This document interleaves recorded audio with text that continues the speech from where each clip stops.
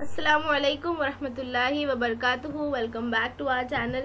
Video start करने से पहले किसी को मेरे वीडियोस पे पीडीएफ फॉर्म में चाहिए तो प्लीज़ मेल करिए। 9th और 10th के कोई भी क्वेश्चन आंसर्स में कंफ्यूजन हो तो प्लीज़ मेल करिए, और कोई सजेशन, कोई टॉपिक हो वीडियो के लिए, या कोई कंफ्यूजन, कोई क्वेश्चन हो तो नीचे ज़रूर कमेंट करिएगा। डिस्क्रिप्शन बॉक्स ज़रूर चेक कर लीजिए कि उसमें 10th स्टैंडर्ड से रिलेटेड जो है काफ़ी वीडियोज़ के लिंक है, और एक जो है मुझे हिंदी गाइडेंस का वीडियो भी मिला था, उसकी भी लिंक जो है मैंने डिस्क्रिप्शन बॉक्स में डाल रखी है, तो आप लोग वो ज़रूर चेक करिएगा। If you new at my channel please do subscribe to my channel and press the bell icon, ताकि आप कोई नया वीडियो मिस ना कर पाए। And please like and share my videos and channel. So उम्मीद है आपका मराठी का पेपर बहुत अच्छे से गया होगा। अभी जो है हिंदी का पेपर आने वाला है, जिसके लिए आपको एक दिन की छुट्टी भी मिली है शायद। तो हिंदी का जो ये 40 मार्क्स का पेपर आने वाला है 2019-20 का नया पेपर पैटर्न के हिसाब से क्या होगा वो हम जो है इस वीडियो में देखने वाले हैं। सो चलिए वीडियो स्टार्ट करते हैं। सबसे पहले तो आपका जो है गद्य विभाग होगा 12 मार्क्स का। हिंदी मराठी में ना पेपर पैटर्न ऑलमोस्ट सेम है, बहुत माइनर क्वेश्चंस की जो है चेंजेस है। तो पैसेज आएंगे दो आपको 6-6 मार्क्स के। पहला दोनों भी जो है आपको टेक्स्ट बुक के ही होंगे, टेक्सचुअल ही होंगे। 6-6 मार्क्स के पैसेज होंगे, उसमें जो है 3 सवालात होंगे, मतलब 2 मार्क्स का आपको जो है ऑब्जेक्टिव या वेब खाका वगैरह जो है पैसेज में से जो आप ढूंढ के लिख सकते हैं वैसे सवाल पूछे जाएंगे। 2 मार्क्स का जो है शब्द संपदा होगा, यानी किसी तरह का ग्रामर, समानार्थी, विरुद्धार्थी या जो भी आपकी वर्कबुक में या टेक्स्ट बुक में पैसेज के बाद जो दिया जाता है उस तरह का ग्रामर होगा। और 2 मार्क्स का आपका स्वमत यानी अभिव्यक्ति होगा, जो आपको जो है खुद से लिखना होगा। इस तरह से 6 मार्क्स के 2 पैसेजेस आएंगे। फिर है पद्य विभाग यानी पोएम सेक्शन, जो 8 मार्क्स का होगा। इसमें भी जो है 4-4 मार्क्स की 2 नज़म आएगी आपको, दोनों ही आपकी टेक्सचुअल होगी। इसमें 2 मार्क्स की आकलन कृति यानी 2 मार्क्स का ऑब्जेक्टिव या वेब या किस तरह का ढूंढने वाला सवाल आएगा। और 2 मार्क्स का सरल अर्थ यानी जो है आपको मिसरे की, पंक्तियों की और या शेर की वजाहत होगी, या उसमें क्या बताया ऐसा आपको तशरीह करनी होगी, तो आपकी वर्कबुक और गाइड में मौजूद है। अगर आपको कोई शेर में कंफ्यूजन हो रही है तो प्लीज़ मुझे मेल करिए, जहाँ तक पॉसिबल होगा आई विल हेल्प यू।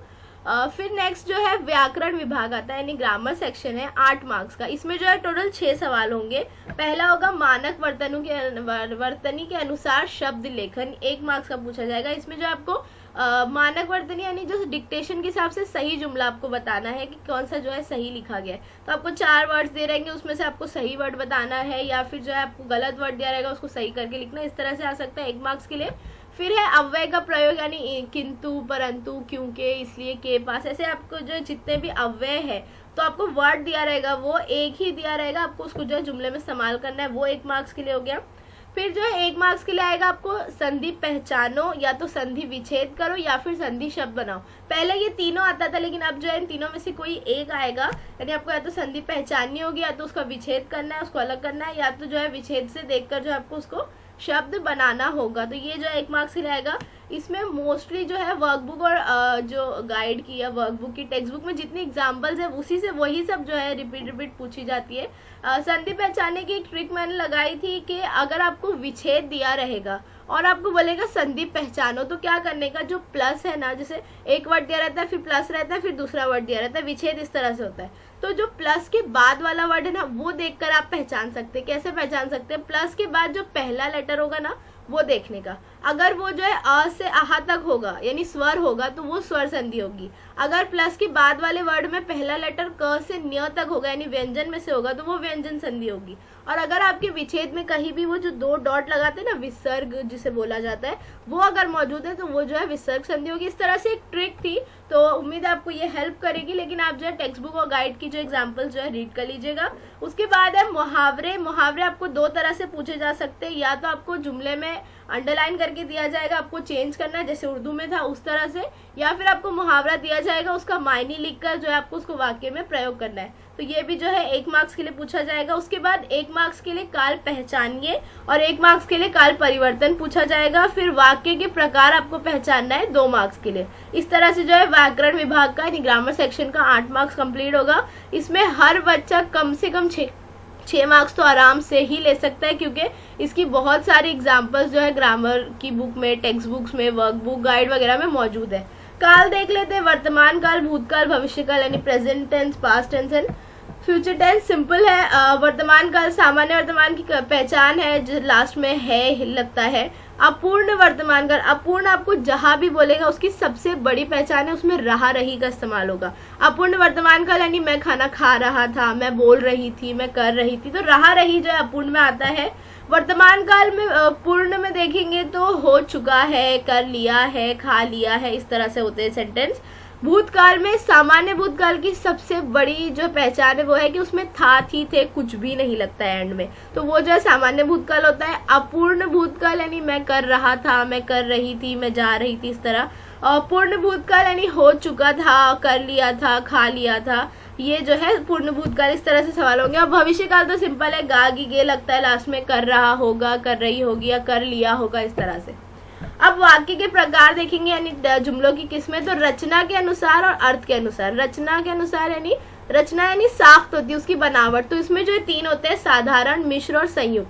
साधारण यानी नॉर्मल सिंपल सेंटेंस, इसे मुफर्रिद जुमला बोला जाता है। मिश्र जो है वो मुरक्कब जुमला होता है। ये जो है कंजंक्शन जैसे क्योंकि, इसलिए, किंतु, परंतु, इस तरह से जो है वर्ड से मिलकर मतलब बना होता है, जैसे मुरक्कब जुमला होता है उर्दू में वैसे ही। और संयुक्त जो है वो मखलूत जुमला होता है, यानी इसमें जो है डिपेंड होता है जब, तब, की, इस तरह से जो है लगता है। और अर्थ के अनुसार हम देखेंगे तो पहला होता है विधानार्थक, ये जो है मस्बत जुमला होता है, पॉजिटिव सेंटेंस। फिर जो है निषेधार्थक यानी नेगेटिव जो है मंफी जुमला, इसमें ना, नहीं का इस्तेमाल होगा। फिर होता है प्रश्नार्थक यानी सवालिया जुमला। उसके बाद आता है आज्ञार्थक यानी अमरिया जुमला जिसे बोलते हैं, इसमें जो है हुक्म या रिक्वेस्ट होती है। फिर होता है विस्मयादि बोधक यानी फजाइया जुमला, एक्सक्लेमेशन, इसमें जो एक्सक्लेमेशन मार्क होगा तब जो है ये इसकी आसानी से पहचान होगी। इस तरह 5 जो है अर्थ के अनुसार होते हैं और 3 जो है रचना के अनुसार होते हैं। ये जो है वाक्य के प्रकार है जो आपको 2 मार्क्स के लिए पूछे जाएंगे। अब है उपयोजित लेखन 12 मार्क्स का, तो इसमें जो है राइटिंग स्किल 12 मार्क्स की, 4-4 मार्क्स की 3 सवाल होंगे। पहला जो है पत्र लेखन होगा 4 मार्क्स का, ये औपचारिक अनौपचारिक दोनों भी पूछ सकते हैं, फॉर्मल इनफॉर्मल। इसमें जो है एक चीज रहती है कि पेपर में जो है दिया जाता है बच्चों को कि ये नाम से ये एड्रेस के साथ लिखिए, तो वही नाम और एड्रेस जो है आप लोग यूज करिए।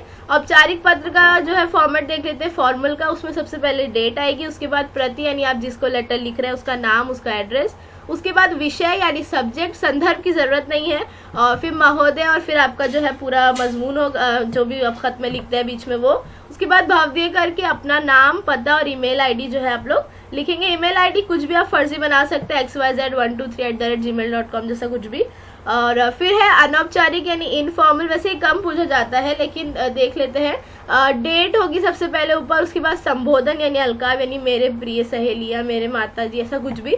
उसके बाद अभिवादन, नमस्ते वगैरह, फिर आपका पूरा मजमून, और फिर तुम्हारा तुम्हारी करके नाम, पता और ईमेल आईडी। इस तरह से जो है लेटर का फॉर्मेट होगा। उसके बाद प्रश्न 4 में जो दूसरा सवाल होता है, जो आपको 2 में से कोई एक एक्टिविटी करनी होती है 4 मार्क्स के लिए, तो इसमें जो है कहानी लेखन पूछ सकते हैं, यानी कहानी लिखने के लिए पूछ सकते हैं।